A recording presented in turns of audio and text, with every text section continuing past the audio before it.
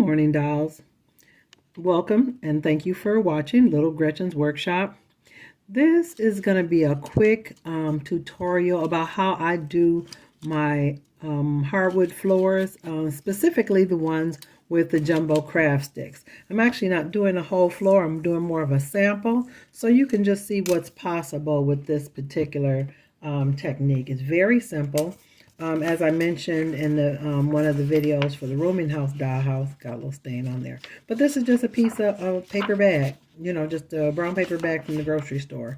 I cut it out. I like it because it's flexible. Okay, and so what I'm going to do is go ahead and put the glue on. I'm going to put the glue on and I'm going to spread it. I use the Gorilla wood glue. It's excellent, but there's several different type of wood glues out there that'll work. I mean, it'll even work if you use like tacky glue or something like that, but I personally like the Gorilla wood glue. So, like I said, this is a sampler. This is not an actual floor I'm doing because I actually completed all the floors for the rooming house, but this is just my technique. Now what I do is I spread it out on the template to make it kind of even, because you really don't want to get the wood glue on the boards, because if you do, they're not going to stain properly. Now it worked in my favor for my particular project because I'm doing an old rooming house, so stains, scuffs, marks, you know, on it would be characteristic of a house like that. But if you don't want glue on it, because it's not going to take when you go to stain it. Now if you're painting them, you won't have a problem, but yeah, I don't advise you getting it on there. I love pieces of wood that have, you know, the grain, show from the grain on it, little designs and knots and things like that. I love that because to me that gives the floor so much character. Okay, so you just lay the pieces down, no big deal. You know, this is not difficult. This is a very simple way. And by creating it on the template, you know, it makes it really easy to install, because you can create your floors on your craft table or a table rather than sitting there for a long time. I'm sorry, hit the camera. Sitting there for a long time in front of your dollhouse. Now, I did that when I was younger. But like I said, my arms were shorter and smaller, and fitting in there, you know, wasn't so inconvenient. But this is, to me, a very convenient, effective way to do it. And it doesn't take long. Now, these pieces I already cut. I cut them with a sort of like a craft knife blade, an easy cutter. It kind of saves your wrist all the crunching down. And when I did it, I actually sanded the edges as well, just to make them smooth.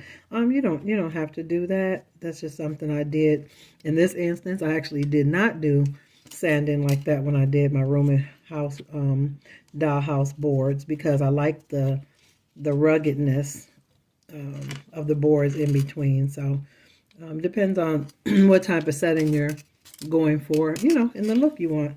Oops, I got a little bit of glue on that, but no worries. But you can kind of see how it's coming together. Yeah, very, very simple technique. Now, as you know, if you've been watching my rooming house dollhouse videos already, if you haven't, check those out. I have a whole series starting with the flashback series. So I'm going to go on to complete the rooming house dollhouse. So yeah, definitely check out the other videos regarding this topic, because there's some really great tips that I'm going to share with you, and you get to see the process of me completing this amazing project. So let's stick that there. And here's another piece with some beautiful design on it. So I think I'm going to put this one down a little further. And you see how I like to kind of stagger them. I don't want the boards to, you know, line up. I want them to look staggered, you know, because to me that looks more, you know, authentic. Oh, look, I just got a blob of glue on that. So that would be exactly what you don't want to do, okay? That's exactly what you don't want to do. What I did there, because there's no way I can get that off. I can wipe it off, but it's going to leave a stain.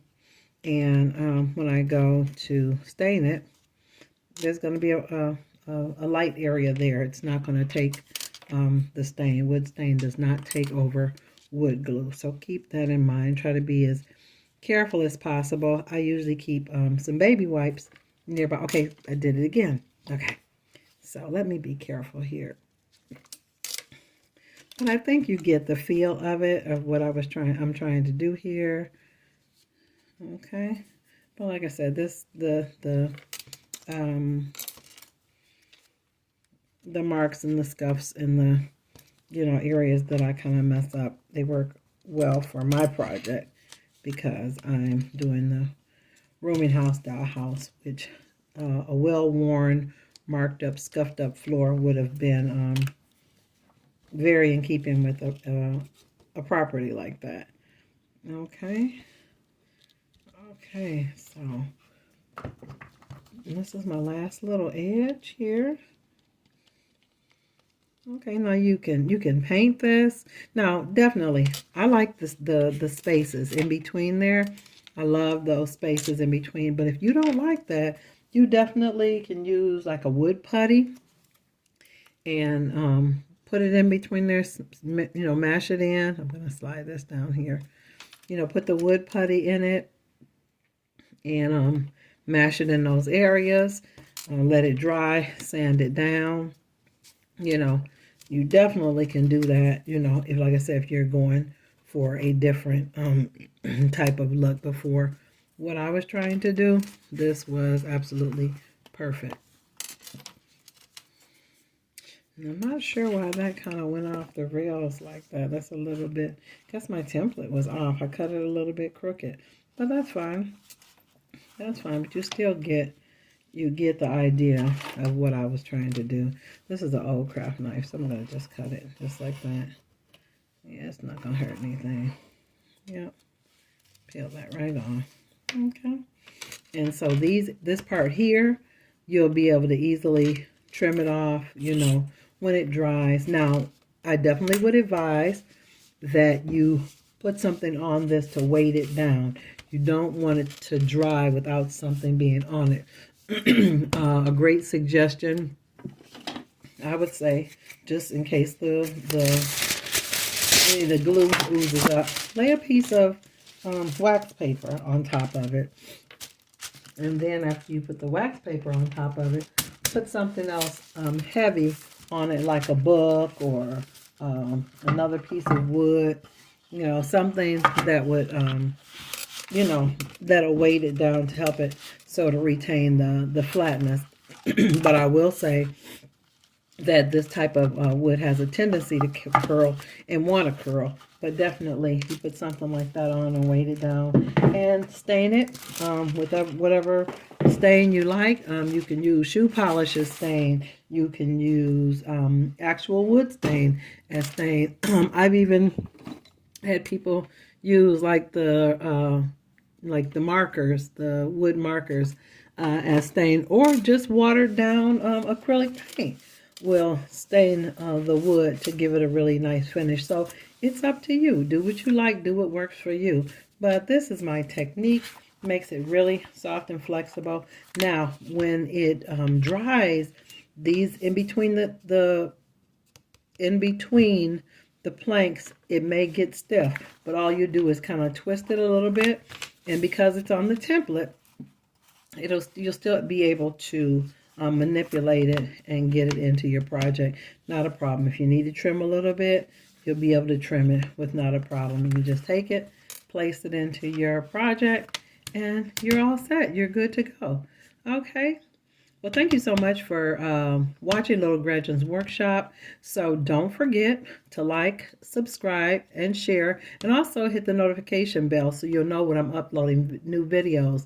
Now, there should be a link that you can click so you can go on to the other videos regarding the rooming house dollhouse, because I have another really great video with a sampler of how I did the field stone effect on the outside of the rooming house dollhouse. So be sure to check that out.